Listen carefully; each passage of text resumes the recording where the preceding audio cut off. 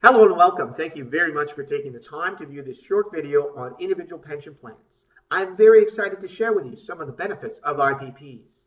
My name is Benoit Padiquet, and I've been managing and participating in the setup of IPPs for over a decade. Now let's start with the obvious. What is an IPP? It's a defined benefit plan for one beneficiary. This means that you'll have a known retirement nest egg at age 65. How can you invest in IPPs? Well, what's eligible for RRSPs is what is eligible for IPPs. Stocks, bonds, certain option strategies, mutual funds, and exchange traded funds are all eligible for an IPP. So let's look at the concept visually of an IPP. There are three dates that are important.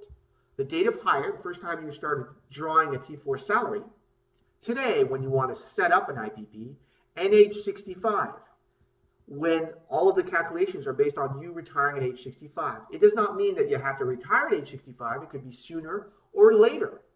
It's just under pension law, the calculations, the benefits are calculated as though you would retire at age 65. The next thing actuaries will look at is the salary, both at the history of the salary prior to today and model out in the future what the salary is expected to be.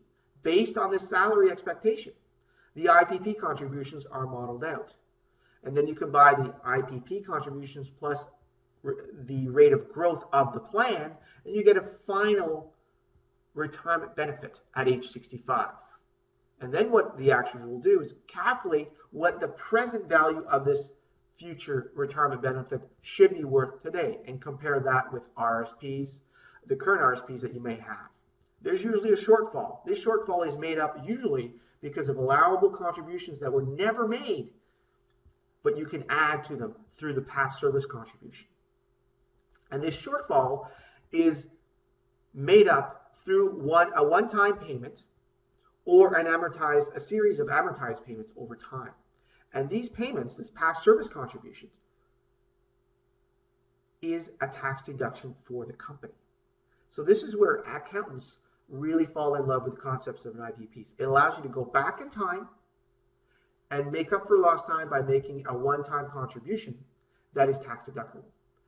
Not necessarily a one-time contribution. It can be amortized over time if there are cash flow requirements from your business. So let's recap. What is an IPP? It's a defined benefit plan that guarantees you a retirement benefit at age 65. It allows for greater accumulation of retirement assets because you're allowed to contribute more into an IPP than a conventional RSP under the right scenario. The contributions of an IPP are based on Canadian pension law, whereas RSPs contributions are based on tax law. IPPs allow for greater retirement certainty. Every 3 years, the actuary has to come back and make a calculation on what the value of the IPP is versus its market value. What it should be worth under the model versus what the market value is. If there's a shortfall, your company will make up the difference. If we contrast that with RSPs, either by bad markets or bad management, if there's a shortfall, if you're behind on your model, your financial plan, if you will, there's nothing you can do. Under the IPP scenario, the company will make up the shortfall. IPPs are creditor proof. They're a separate trust. They're not part of your corporate entity.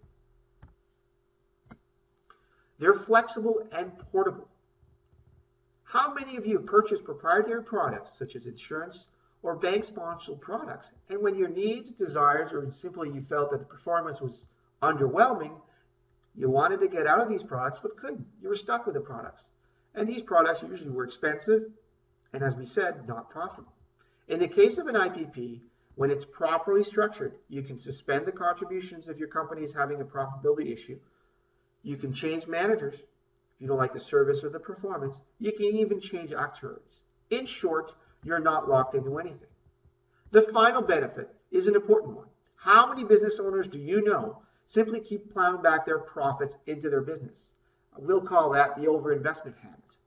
Worse still, because some business owners are successful in one business or area, they think they can replicate this success in a different business or even an entirely different industry. IPPs bring some sanity to this picture that we all too often see. Your business must contribute to your pension plan every year.